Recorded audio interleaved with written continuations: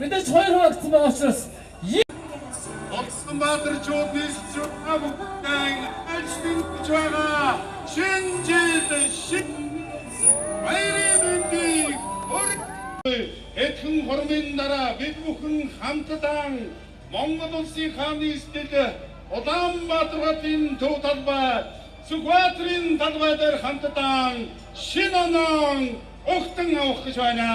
Жагин Сүхбаатарын дэрэж талбай цуглаж шинэ оноо баяр баясгалантай инээд хөөртэй аз жаргалтай өгдөг ийм сайхан уламжлалтай юм аа. Өнгөрч буй 2017 он бидний амьдралд аз жаргал сайн сайхан бүхнийг авчирсан.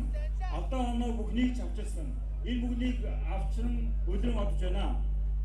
2017 онд нийслэгчид бид бүхэн өмнө тавьсан зорилтоо хангалттай сайн биелүүлж хүн бүхэн хичээн зүтгэж улс орныхоо болон нийслэлийн хөгжлийн төлөө ажилласан гэдэгт би итгэлтэй байна. Ирж буй 2018 он манай нийслэл хотод нийслэлийн иргэн бүрт аз жаргал хамгийн сайн сайхан бүхнийг авчирсан жил байна гэдэгт би итгэлтэй байна.